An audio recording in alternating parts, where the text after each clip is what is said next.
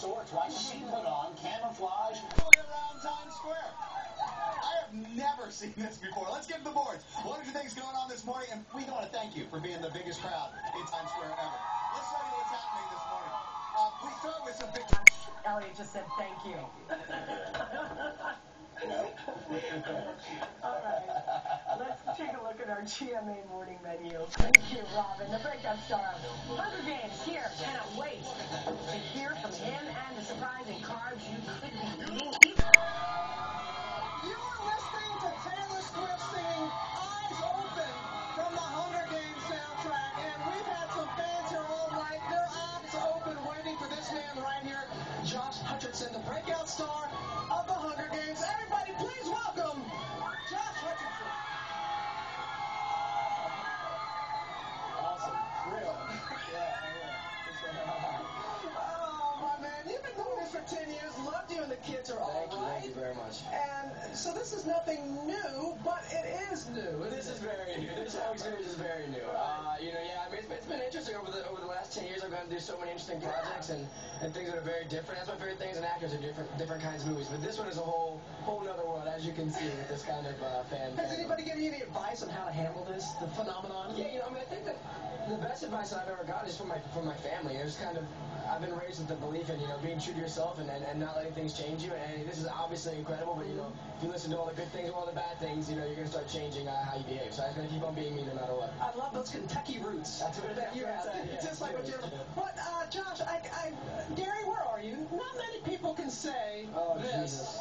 Have you seen the pillowcase? Now, I have the Star Wars sheet, but that's when you know you've made it. That's a lot. That's a lot. I'm going to make people are going to sleep with me. I'm going to make somebody very happy. Are you ready? Are you ready?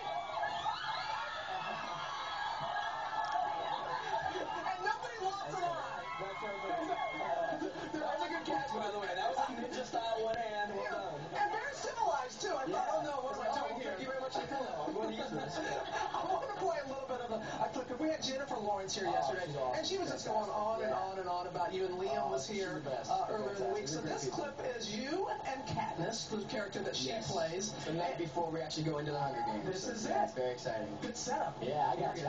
Yeah. How would they change you? I don't know. I'm gonna turn me into something I'm not. I just don't want to be another piece in their game, Yeah, I just keep wishing I could think of a way to show them that they don't own me. If I'm gonna die, I want to still be me. Does that make any sense? Yeah. I just can't afford to think like that.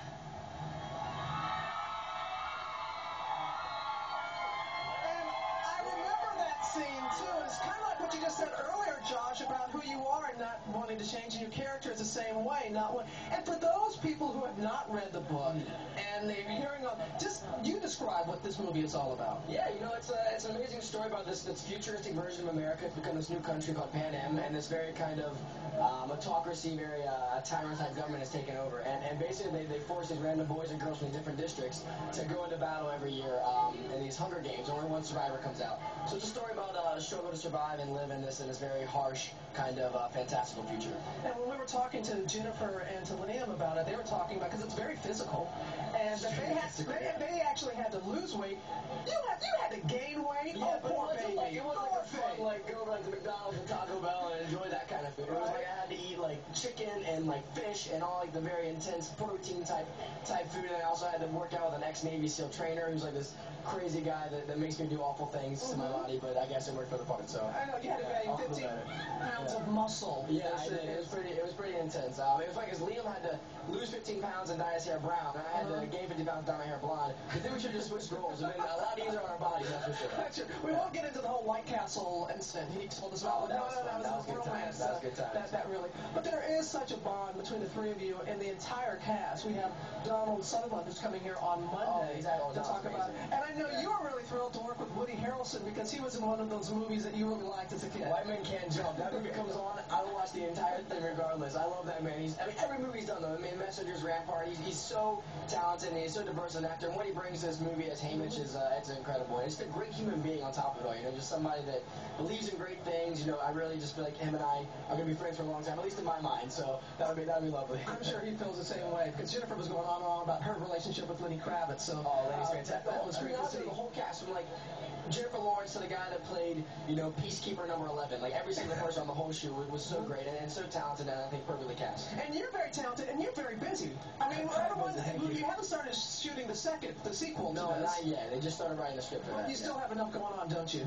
Quite a bit, yeah. Well, I did a mall tour across the States with the rest of the cast, like 5 days in 5 cities, which is kind of crazy. And then I went over to Europe, and I was just in London, Paris, Berlin, and Toronto in the last 5 days. So that was kind of nonstop. But the project, you are going to be an executive producer. You're going to have your first producing credit. Yes, I did. I shot that a couple years ago. It's an amazing movie about these high schoolers that find this time traveling device, and there's like a killer loose in the school. It's an exciting movie. But it was so much fun to get like behind the camera. It's what I always wanted to do. So. Well, that is wonderful. But you're going to take a little bit of a break from all of this hysteria? A little bit, yeah. I can't take a break for too long. I get very restless very quickly. So I want to jump back in about 3 seconds, I feel like. I know you're ready for it to actually hit the screens, and we don't have to wait much longer. No. Midnight tonight! Yes, tonight! I'm so excited. That's right. Hey, John. Hey, thank you.